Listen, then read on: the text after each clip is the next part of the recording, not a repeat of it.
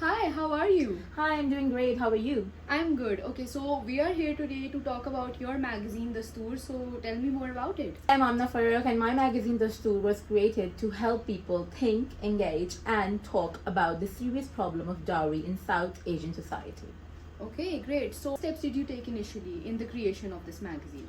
So basically, in order to make sure our magazine connected with our readers, I took a few steps. So I started by asking people for their opinions through surveys. These surveys started roughly on paper, but later evolved and transformed into Google Forms and polls. What kind of polls? The polls were conducted through the online platform of Instagram. So the polls consisted of various topics such as illiteracy, child labor, and of course our very own topic, dowry. Yeah. And dowry ended up obviously gaining a lot more votes by our audience. So hence the answers and interactions on the polls and the forms really helped me to decide what topic to focus on and what does our audience want to see. And it also helped me to choose my magazine format, as well as it helped me choose my magazine format and even what name to choose. The Stoor, basically. Yeah, the Stoor. And what does the Stoor mean exactly? The Stoor basically means custom in the Urdu language.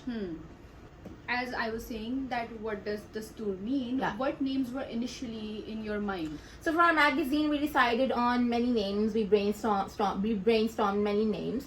So first of all, for our magazine, we had a number of names like Fishar and Rivaj, and however, but we ended up. The Stoor ended up being the one we connected with the most. Our audience and we resonated with it very deeply, and our audience were very happy with the name. So, and finally, we chose the Stoor. All right. How do you feel your audience's headspace was at? Our audience, mostly on the Instagram side, expressed how they wanted a magazine that talked about social issues from a feminist point of view, and many felt that dowry is a big ongoing issue that is often ignored and needs more attention in our South Asian societies. Especially in Pakistan as well. Yes, Like in every other Pakistan, family India, Bangladesh, many women experience this. every other woman is this- experiencing dowry Yes, as an issue, because it's such a huge burden on the parents as well. To on the collect families, it's financially, Yeah, physically, definitely. and mentally, emotionally so yeah, much. it is a cause of suffering for the family and for the bride as well, For the bride. and many young girls. Yeah. So, do you think dowry is a serious social issue or just a custom? See, Maham, this is why I chose this topic to discuss and to shed light upon this. See, we really need to understand that, and we need to clear it up that dowry is a deeply rooted custom that has been embedded into the lives of these poor brides, and they didn't ask for it. Definitely. And they're trapped in these chains of dowry, and this custom is actually, it's not a custom, it's masked as a custom. It's actually a very cruel issue, an underlying issue. Some people oftentimes mix this specific custom with their religion as well, and they try to justify it when it is really just a huge issue which should be addressed. Yeah, you're right, that's sadly true, and dowry is something that often people brush off as a harmless traditional norm, and especially because it's done behind closed doors, like no one is actively covering it. It's done behind doors between these are families. silent battles that the bride and her family faces, and of course they might seem harmless, but actually it is a very big issue.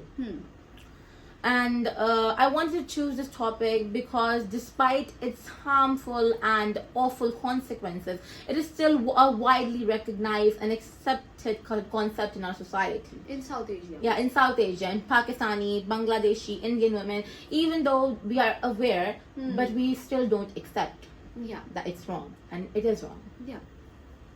Share more insight on your work. So basically, I tried my best to create a magazine that blends my creative visuals with true stories. My model for this tour was a friend, and she has been subjected to dowry abuse in real life. Her name is Hania, and her and her family, now she's free from the abuse and happy in her life, but the emotional trauma is still there. And moving on from that, and I really tried to use many powerful codes in my magazine, such as respect, not like we need respect and we don't need the ransom. So respect, not ransom. Definitely. What things guided you along the way? So I think personally for me, media theories helped me a lot. One of the media theories that helped me a lot was in my process was the reception theory by Stuart Hall.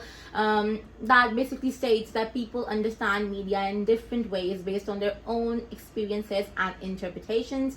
So hence my magazine was made to be open for different ideas and interpretations while still showing that dowry is wrong in every way.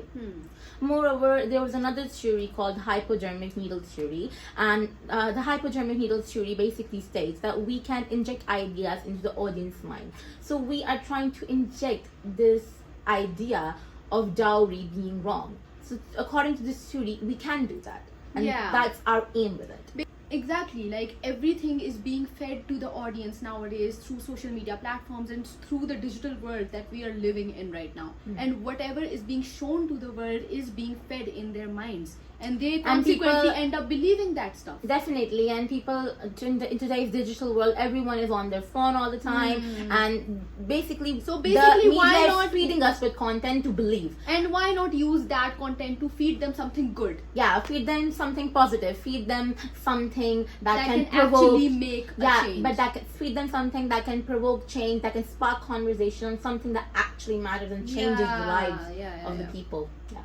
What is your goal with this magazine? Honestly, I want to make more people talk about dowry, and I want them to engage in conversation, and I want everyone to take this issue very seriously, because in our society it's something we have normalized it so much that we think it's just another thing, just another part of the day, but it's not. It's something serious.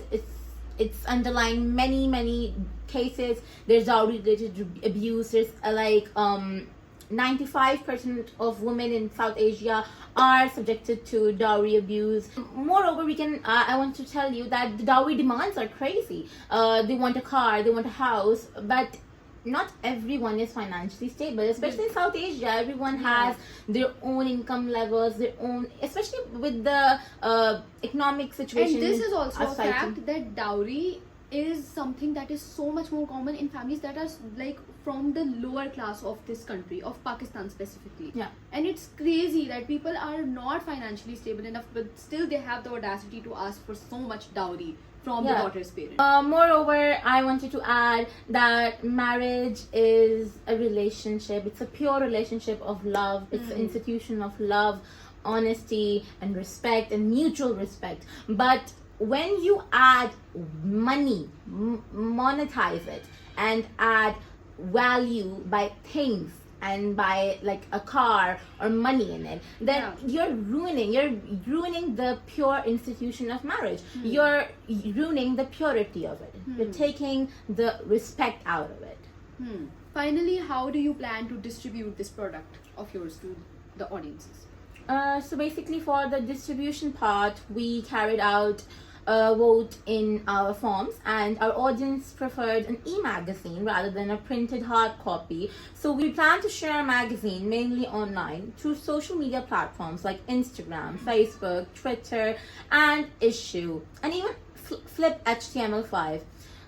Issue and Flip HTML5 are an online platform that issues magazine and they create a digital flip book for the magazines. So through this, our magazines would be made available everywhere and anywhere, globally and locally, with no boundaries and barriers.